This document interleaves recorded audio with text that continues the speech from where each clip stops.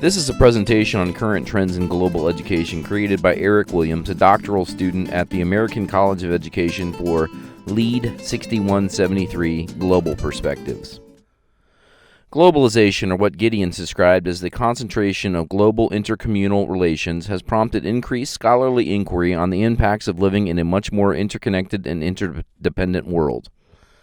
Naturally, as enhancing education is often viewed as a viable means to address significant issues in society, a large portion of the literature in this area of inquiry has emphasized reforming teaching and learning so that future generations can seize opportunities and avoid or mitigate the negative aspects of globalization.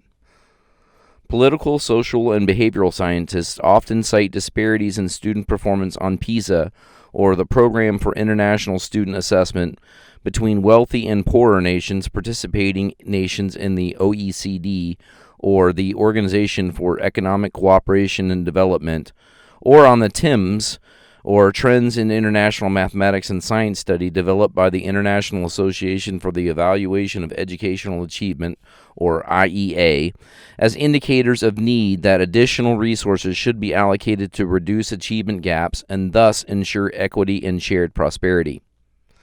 For example, Akgul, Kokame, and Demir studied predictors of perceived teacher support of 15-year-old students who participated in the 2012 PISA in Turkey and Shanghai, and found that teacher support was predicted by a different set of variables among students in these countries. In Turkey, a sense of belonging at school, instrumental motivation for mathematics self-efficacy, and attitudes towards school in terms of learning outcomes and learning activities were predictors of teacher support. However, in Shanghai, predictors of teacher support were mathematics, teachers' classroom management, teacher behavior in terms of student orientation, interest in mathematics, attitude towards school in terms of learning outcomes, mathematics self-efficacy, and educational resources at home. These findings have implications for teacher practices since teacher support is critical to a student's development. Similarly, Ahrens and Visser studied how South African students' attitudes toward teachers contributed to their sense of school belonging, as well as their mathematics achievement, and found a high positive correlation between students' attitudes toward teachers and their sense of school belonging, and that students' attitude towards teachers and their sense of belonging contributed significantly to mathematics achievement on TIMSS. Both studies involving PISA and TIMSS indicate the importance of a student's sense of belonging in schools, particularly among students in poorer economies. Comparative analyses of PISA and TIMSS data between wealthy and developing nations has also prompted speculation regarding internationalized curricula. However, while governments exert significant control over public schools and essentially compete with one another in commerce, no consensus among countries regarding the essential knowledge and skills that children must acquire in order to be successful in a global society has been achieved. In the United States, the National Education Association, or NEA, recommends that teachers facilitate improved critical thinking, communication, collaboration, and creativity in students in addition to teaching the classic 3 R's, or reading, writing, and arithmetic.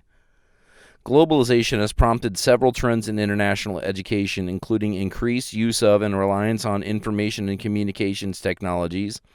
a heavy emphasis on higher-order thinking in response to complex text, and increased use of differentiated strategies in collaborative structures.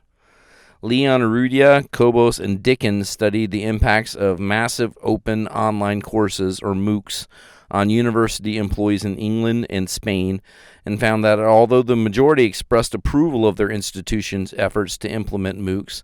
this opportunity created concerns regarding the extra workload and advanced technological competencies MOOCs require of higher education professionals, especially since, in their context, no new staff were hired to support implementation. Implementation of the Common Core, which was, in part, an effort to prepare U.S. students for success in a global society, at least according to its framers, emphasized increased rigor and cognitive complexity in coursework. Subsequent research on literacy has further clarified the relationship between text and associated tasks. For example, Shanahan found that experience analyzing complex texts had a more profound impact on readers' comprehension levels than engaging in complex tasks associated with simpler texts. Shanahan's findings, of course, reinforce the theory of the zone of proximal development advanced by Vygotsky, but have broader implications for students in countries that have limited access to translated educational materials, such as students in nations with contrasting performances on PISA, where researchers found that a lack of educational material had a more profound negative impact than lack of physical infrastructure. Implementation of Universal Design for Learning, or UDL, is another notable international trend that promotes collaboration and promotes provision of differentiated supports through multiple means of engagement, multiple representations, and multiple means for action and expression. UDL is widely viewed as an effective approach to providing educational access for all, regardless of race, culture, ethnicity, or ability, through scaffolding or enrichment opportunities. UDL promotes curiosity and choices. Eichhorn, Lowry, and Burke studied the use of UDL strategies with English language learners, or ELLs, and found that by teaching strategies for self-regulation and individual coping skills, providing guided practice and support to sustain effort, and giving students various ways to achieve the same goal in a safe learning environment, teachers can improve engagement among ELLs.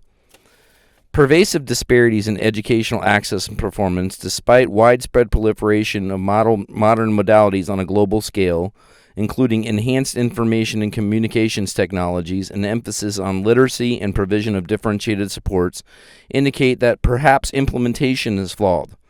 Fixon, Naum, Blaze, Friedman, and Wallace analyzed findings from research on implementation of evidence-based programs and found that despite interventions' potentials, stakeholders' buy-in and support for innovations had the most profound effect on successful implementation.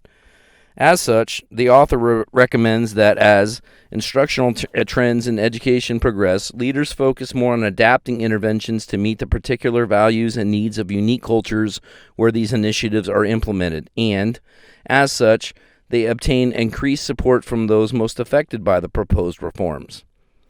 Education may be our only hope for the future, and unfortunately there are no simple solutions to the pervasive issues in global society. Therefore, educators must continue to develop students' critical thinking and problem-solving skills and other global competencies such as communication, collaboration, and creativity to prevent further wars, hunger, disease, and pollution, and to achieve social justice. Evidence-based trends in international education have the potential to reduce inequities and to advance future generations. However, obtaining genuine buy-in and support for these interventions through adaptation to unique cultural values and needs must be a focus to ensure effective implementation. The following is a list of references that I used to develop this presentation.